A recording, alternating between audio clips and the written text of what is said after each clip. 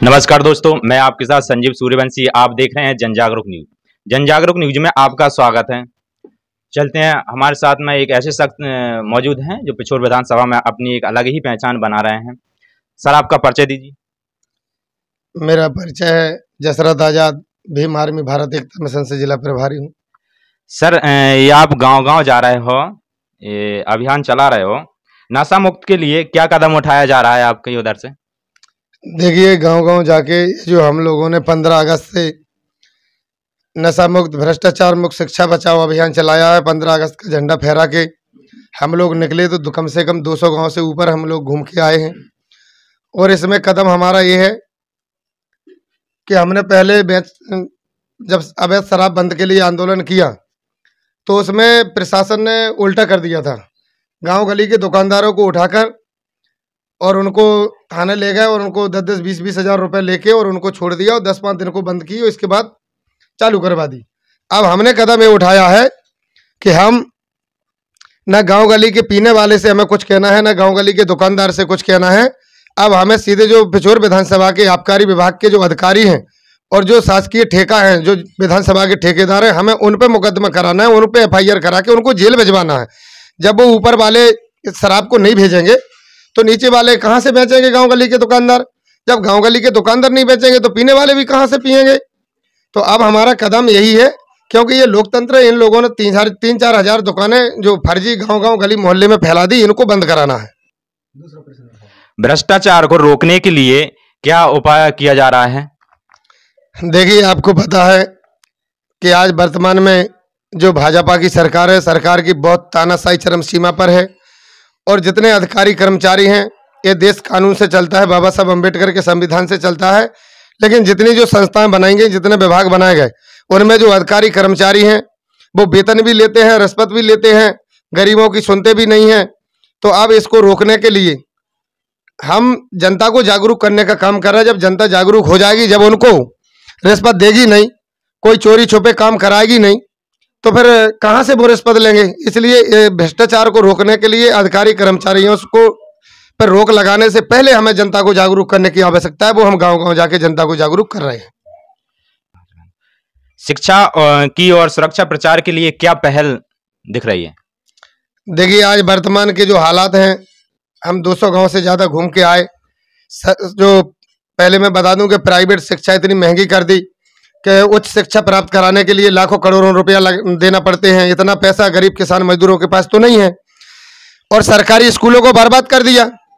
सरकारी स्कूलों की हालत है, 50% सरकारी स्कूलों की हालत ये है कि कहीं किसी स्कूल की दीवार टपक रही तो किसी का छत टपक रहा, तो किसी में पानी टपक रहा, तो किसी में पानी भरा। और उनके शिक्षकों की हालत यह है, किसी स्कूल का शिक्षक ताश खेलता है तो किसी का शराब पीता है तो किसी का मोबाइल चलाता है। शासन प्रशासन का बिल्कुल ध्यान नहीं है। हम जो इस आंदोलन में ये करने जा रहे हैं कि कम से कम ये सरकारी स्कूल हैं, इन पे मरम्मत कराई जाए और इस पे शासन प्रशासन का ध्यान दिया जाए और शिक्षा व्यवस्था अच्छी बनाने के लिए हम सभी जनता जनार्दन से अपील करते हैं कि अपने बच्चों को सरकारी स्कूल में रेगुलर स्कूल भेजें और सरकारी स्कूल में एडमिशन कराएं, प्राइवेट स्कूलों में एडमिशन नहीं कराएं। क्योंकि सरकार की जो रणनीति है कि प्राइवेट स्कूल में वो कहेंगे इन बच्चों में, इस स्कूलों में बच्चे नहीं है, अब इनकी आवश्यकता नहीं, इनको खत्म बंद कर दो। तो ये अपने ही द्वारा स्कूल जब बंद हो जाएंगे तो फिर जिस स्कूल में आज 10-50 हज़ार रुपए में जो बच्चा पढ़ रहा छोटे से छोटा, वो 10-5 लाख रुपए कीमत बढ़ा देंगे गरीब किसान मजदूरों से, ये शिक्षा भी छीन लेंगे। इसलिए हमें शिक्षा बचाने की आवश्यकता है, सरकारी स्कूलों को बचाने की आवश्यकता है। हम अपील करते हैं अपने बच्चों को सरकारी स्कूल में भेजो, उस स्कूल की देखरेख करो। ये जिम्मेदारी बनती है। जो वे 50-60 हज़ार से लेके 1-1 लाख तक का जो वेतन ले रहे जो कर्मचारी, क्या उनके बाप दादाओं ने कमा के रख दिया है कि नेता मंत्री की जेब से आता है? अरे वो पैसा किसान गरीब मजदूरों की खून पसीने की कमाई है, जो जनता के पास टैक्स के रूप में जाता है और वेतन के रूप में मिलता है। तो उनको भी 4 घंटा अच्छे से पढ़ाई करना चाहिए। बच्चों के रिजल्ट भी 0 जा रहे हैं। अच्छा, इन अभियानों के परिणाम और आगे क्या संदेश और क्या करना चाह रहे हैं? देखिए, ये जो आंदोलन है ये ऐतिहासिक आंदोलन है। आज तक पिछोर विधानसभा तो पिछोर विधानसभा हो सकता है कि मध्य प्रदेश में आंदोलन नहीं हुआ होगा। इन सवालों के साथ जो आंदोलन पिछोर विधानसभा में 10 सितंबर को होने जा रहा, इस आंदोलन में पहले बस स्टैंड पर भाईचारा सम्मेलन किया जाएगा, जिसमें हमारे सभी जो जनता आने वाली है, जो साथी आने वाले हैं, वो सब एकत्रित होंगे।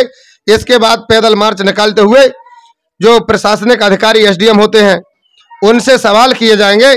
उनसे हमें ये पूछने जाना है कि आप ये बताइए कानून एक है या कानून दो है। वो कहेंगे कानून एक है। हम कहेंगे भाई संविधान से देश चल रहा है या मनुस्मृति से। वो कहेंगे कि देश संविधान से चल रहा। तो हमें उनसे पूछने की आवश्यकता है कि जब संविधान से देश चल रहा तो आप बताइए, जब किसान गरीब मजदूरों की बहन बेटियों के साथ अपहरण बलात्कार तमाम अन्य अत्याचार होते हैं, तुम्हारी पुलिस कार्रवाई क्यों नहीं करती? ये हमें सवाल पूछने की आवश्यकता है। जब वो फिर इसके बाद हमें ये भी सवाल पूछने की आवश्यकता है, जब गरीब किसान मजदूरों को मारा पीटा जाता है, प्रताड़ित किया जाता है, दबाया धमकाया जाता है, जमीनें छीनी जाती हैं, तब वो पुलिस की मदद लेने जाते हैं, तो तुम्हारी पुलिस कार्रवाई क्यों नहीं करती? और पूंजीपति धन्ना सेठों के फोन पर गरीब किसान मजदूरों को झूठे मुकदमे लगा के जेल में डालती है। ये हमें नहीं लगता कि एक संविधान का राज है। हमें ऐसे लगने लगा जैसे मनुस्मृति लागू हो गई हो। हमें यह भी सवाल की आवश्यकता है, तो लूट लूट के हजारों घर बर्बाद कर दिए, हजारों परिवार बर्बाद कर दिए, और जनता को लूट के वो पैसे की दम पे नेता मंत्री विधायकों को अधिकारी कर्मचारियों को अपनी जेब में रख के चलते हैं, और पूरी विधानसभा के गली मोहल्ला में दिन दहाड़े अवैध शराब पहुंचाने का काम करते हैं। लेकिन उन पर पुलिस कार्रवाई क्यों नहीं करती? ये सवाल हमें पूछने की आवश्यकता है। पुलिस चाहे कोई अगर फर्जी बाड़ा करता है या फर्जी शराब लेके आता है, तुरंत मुकदमा करके 34 लगाती है, लेकिन वो उन पर क्यों नहीं लगाई जाती है? भाई उन पर भी कार्रवाई करो।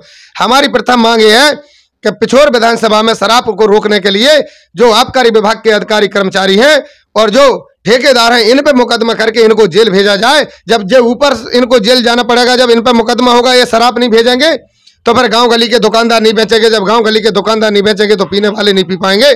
हम आपकी इस आंदोलन में जितनी हमारी मांगे हैं, हम प्रशासन के अधिकारियों से चेतावनी देते हैं कि अब हम सवाल करेंगे और मानवर कांसीराम साहब के आंदोलन को हम दोबारा जिंदा करने जा रहे हैं। और जैसे कि आपको पता है, खनिया थाना आज वर्तमान में खनिया थाना और पिछोर के दोनों थाना प्रभारी तानाशाह हैं।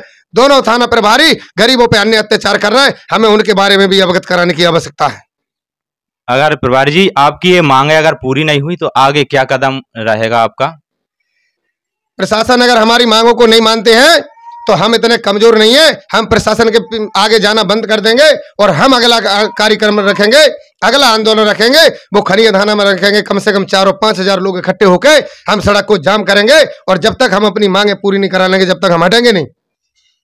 चलिएगा, ये आपने प्रभारी जी के मुख से सुना है। और नशा मुक्त, भ्रष्टाचार और शिक्षा बचाओ अभियान का ये रैली चल रही है, अभियान चल रहा है। प्रभारी जी, ये 10 सितंबर के आंदोलन में आप पिछोर विधानसभा की व क्षेत्र की जनता को क्या संदेश देना चाह रहे हैं?